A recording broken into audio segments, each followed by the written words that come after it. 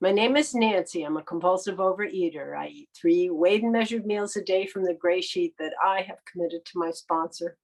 I don't eat in between no matter what, and abstinence is the most important thing in my life.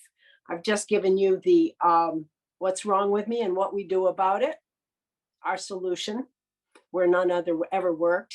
And I've also actually brushed in step 5 in the 12 and 12 of AA, the definition of humility, which is a clear recognition of what and who we really are. And I just said it.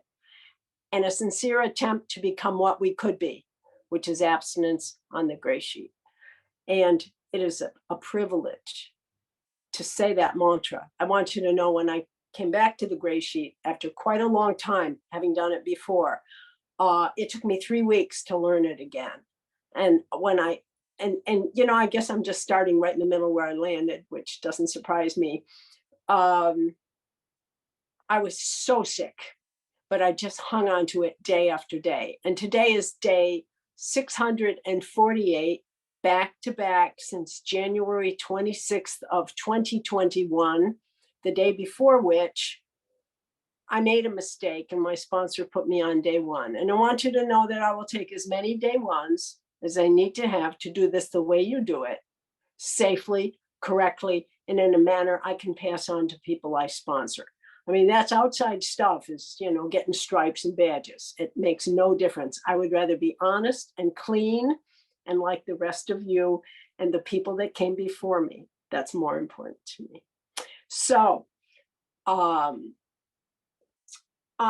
have a descent into food hell timeline, which is always growing because on every meeting, I discover something else I did, that was so much part of the landscape that it wasn't even abnormal, so, and the further you get away from the mountain, the better you see it.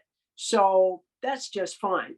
But I also have a recovery timeline, which is fascinating. I mean, it really is the negative, the polar opposite of the before. So whether I was, born predisposed to this, why is the booby prize? The fact is I earned my way in here by falling apart, oh my God, in every possible physical way. And then, having this solution, I was saved. So I just want to say it was November 20th, of 2020, 2 days before I'd seen somebody on a Zoom meeting.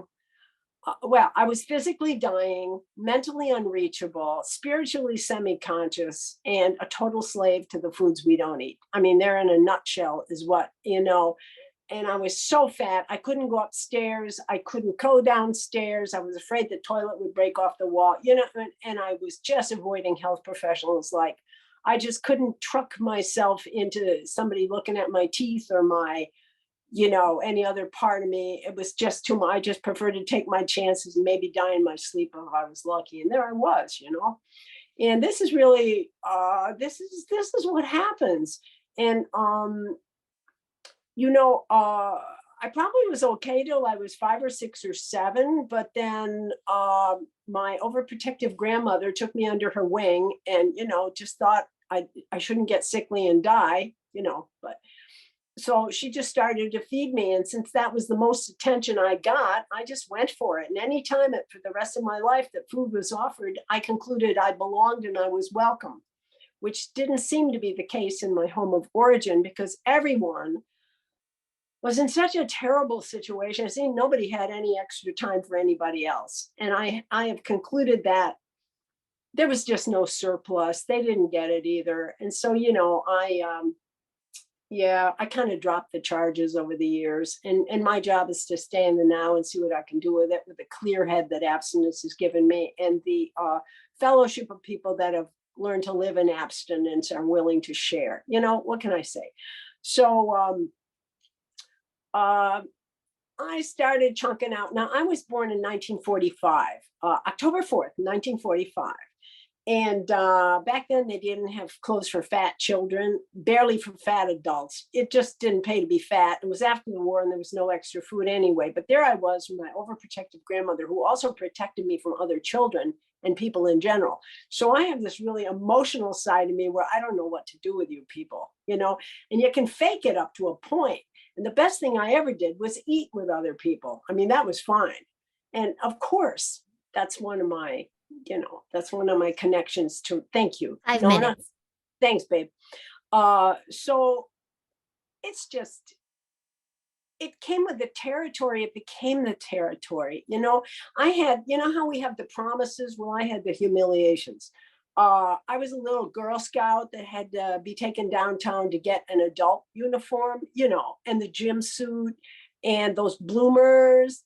And I had to be around other people. And then as we got dressed for gym class, you know, I'm like 9 years old with rolls of fat. You know, no other kid looked like me. I started to wonder if there wasn't something wrong.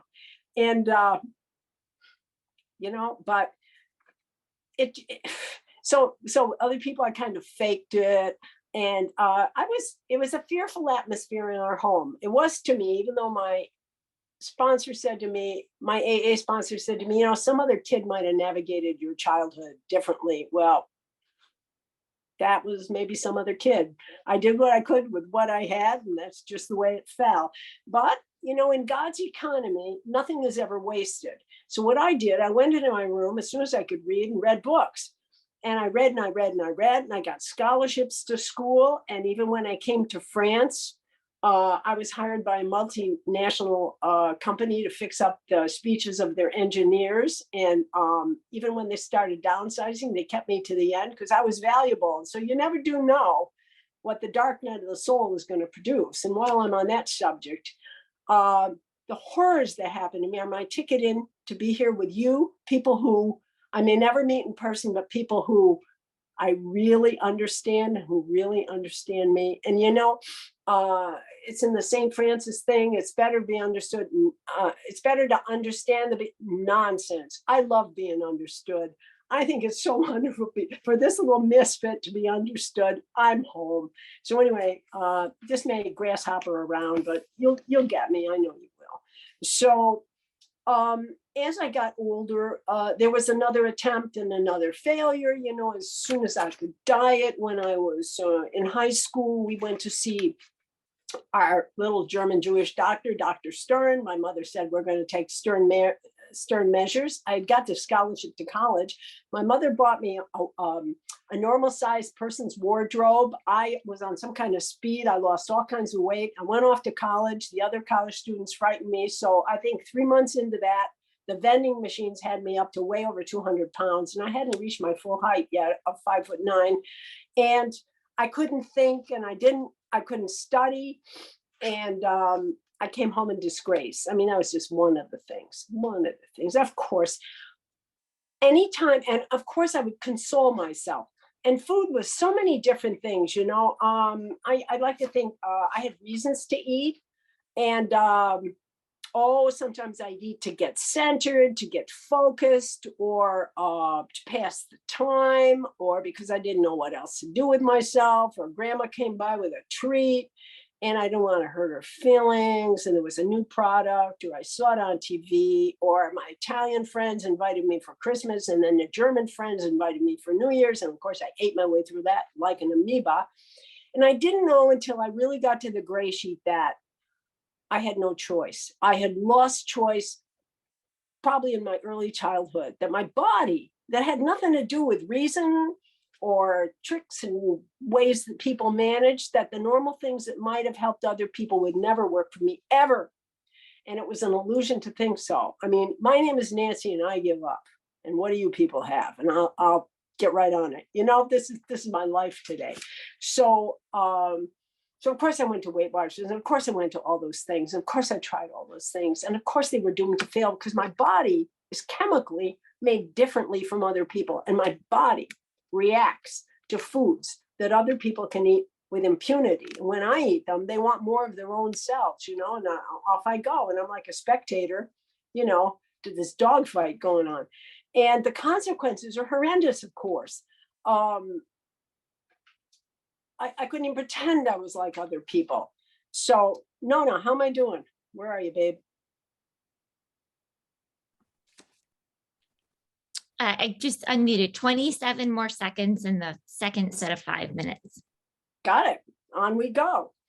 Well, I want to tell you that I went the route of many of us. I fell into Overeaters Anonymous. I was invited to go by a neighbor.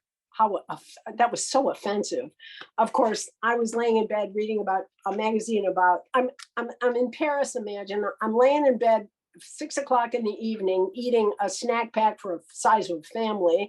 I've got crumbs in the bed, crumbs in my hair, crumbs in my blouse, food spots 5 more everywhere. minutes. Got it.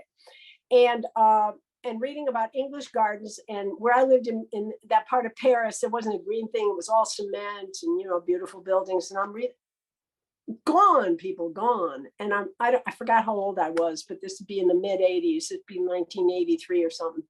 So the neighbor invites me to go to this thing called Overeaters Anonymous. It sounded like pigs in a poke. I thought, never in this lifetime. And I forgot to get out of it.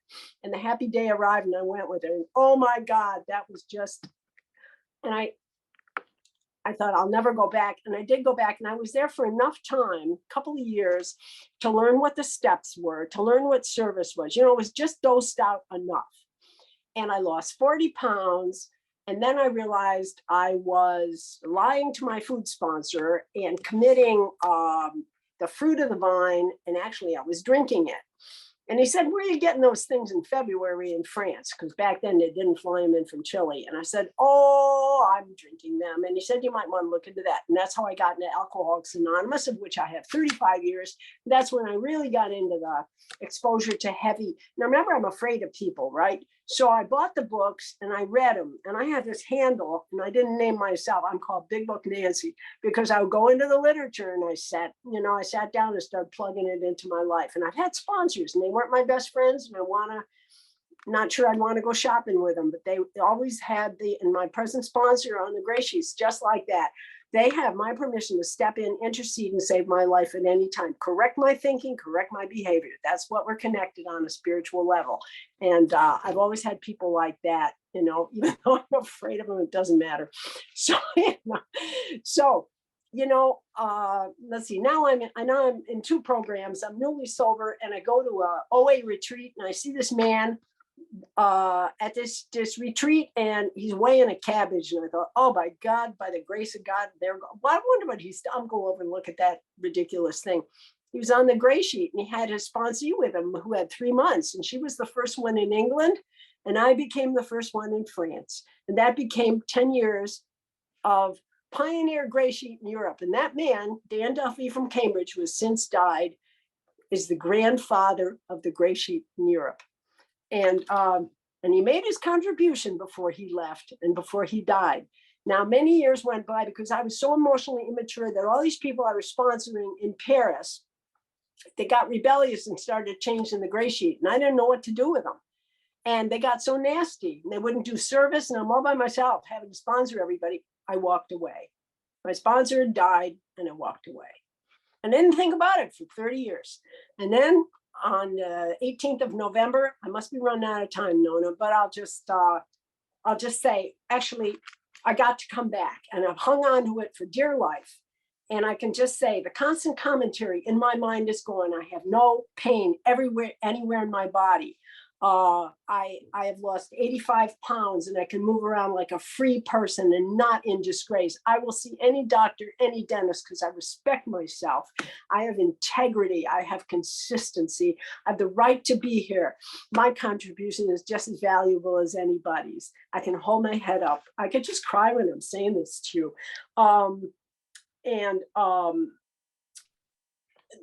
My part is I weigh and measure. The most important thing I have in my life is my food. And I can just tell you, and you know this, I'm closer to the trenches than you with people with many years. It might look good, but that food never kept its promise. So don't even think about it. So meanwhile, here I am. I have a sponsor. I call my sponsor on time. I commit food only on the gray sheet. I weigh and measure it. I've got a battery here. Here's just some little thing in my kitchen. Spoons and sharp knives. I am totally equipped. I'm equipped for the next war. And I cherish my abstinence. It's like Snow White and the 7 Dwarves. I've got 7 bodyguards at least. I've got scales. I've got a fellowship. I've got meetings. I've got my gray sheet. I've got my commitment. I have two prayers to give you that really work for me. One is, dear God, give me the willingness and show me the way. And the other one is, it's very powerful. It's, God, please take care of this. And I mean, it's total surrender. And I can't tell you, I have chills as I say it to you. In the beginning, I must be out of time, but in the beginning, when I first came back at 90 days, I had to call 3 people to come and be on the meeting with me so I wouldn't lose my mind and have a heart attack. I didn't tell anybody who was coming today because it's like a kaleidoscope. The people that are here are here. It's not a show. It's God's will. And I got some new people I haven't met yet. And some dear, there we go. Thank you, my dear. That's wonderful service. And, that's enough for me. Everybody else has plenty of things to contribute. Thank you for asking me to share. Now you know me better, even if I can't on a one-to-one be comfortable enough to express myself. You know me, all you need to know me, no matter what, my family.